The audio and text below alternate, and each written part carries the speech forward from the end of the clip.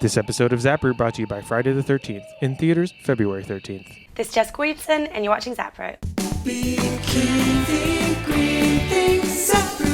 Turns out not only is Google making you stupider, but it is also destroying the planet. The Times of London recently reported that all the Googling, Twittering, and Second Lifing can add up. Alex Wisner-Gross, a Harvard University physicist who will soon release research on the subject, told the Times that a Google search generates about 0.7 grams of CO2, meaning that 2 searches is basically enough energy to boil a kettle of tea. Go figure, the British measuring everything in tea. Wisner-Gross suggests that because Google's infrastructure is built for speed, when you search, it sends your request to the fastest server, not the most efficient one. And with all those billions of searches, that can add up. Google quickly responded and said that a single search actually only makes 0.2 grams of CO2, though several other carbon counters have estimates ranging from 1 gram to 10 grams per search. But these take into account whether or not you have to turn your computer on, what kind of computer you're using, and whether or not you're running other sorts of programs like Second Life. Nicholas Carr, author of The Big Switch, calculates that maintaining an avatar in Second Life requires as much electricity as your average Brazilian. Not that Brazilian, you pervert. This one. So sure, yeah, quit Second Life, but why single out Google, who donates over $45 million a year to reducing carbon emissions and invest in research into alternative energy? We like the Times video correspondent Mike Harvey's idea of doing offsets. Since breathing emits carbon, why don't we just hold our breath while doing searches? As it turns out, recessions are no good for recycling either. After recycled materials traded at an all-time high in 2008, today you're going to have a hard time selling the stuff because the recycling market has gone bust. Jerry Powell, editor of Resource Recycling, told Popular Mechanics that recycled materials had lost about 3/4 of their value. Basically, since the manufacture of goods has plummeted, the demand for material has also decreased significantly. Bruce Savage, spokesman for the Institute of Scrap Recycling Industries and winner of Best Porn Star Name Award, told the Sacramento Bee that a lot of the material was going to China to make boxes for all the things that they were shipping back to the United States. And when they're not producing products, they don't need packaging materials. There are literally no buyers for this stuff, leading to Wall-E-sized mountains of recyclables. This is bad because it's a health hazard. It will lead to recyclables ending up in landfills, and it's going to cost you money because your garbage pickup rates are going to go up. On the bright side, maybe you could just keep the stuff and get creative and build a beer bottle house, or a beer can house, or a beer bottle based solar hot water heater, or a beer can bikini, or a beer can car. Are you seeing a trend here?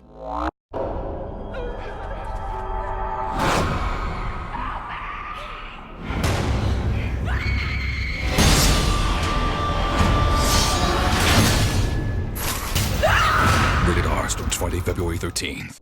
While researching stories for ZapRoot, we come across a lot of strange stuff. So we thought we'd collect it all in a new segment that we're calling That's Just Weird. And folks, it's all true. An environmental protester tried to superglue himself to Gordon Brown. Bette Midler stopped touring for the sake of the planet. Unfortunately, not your ears. And remember, shoplifters will be composted. The open source food movement means leaving your leftovers on top of trash cans. Rodents protested by saying, "You're making this all too easy." Honeybees on cocaine dance faster. Big surprise. Some mushrooms naturally glow in the dark, and that's before you start eating them. Animals like this primate, which they thought was extinct, this colossal squid, which we've never seen before, and this brand new blood-sucking moth were all caught. A giant crystal cave was found in Mexico, and if you want to get there, you can follow the scent of patchouli to the drum circle of hippies that is forming as we speak. Okay, quick, which is older? One of these McDonald's hamburgers is 12 years old. A town in England was buried in 6 feet of hailstones. Living flesh was created in a lab, and Michael Jackson is reportedly pissed at being upstaged. And the guy tried to run his biodiesel car off of human liposuction fat, with mixed results.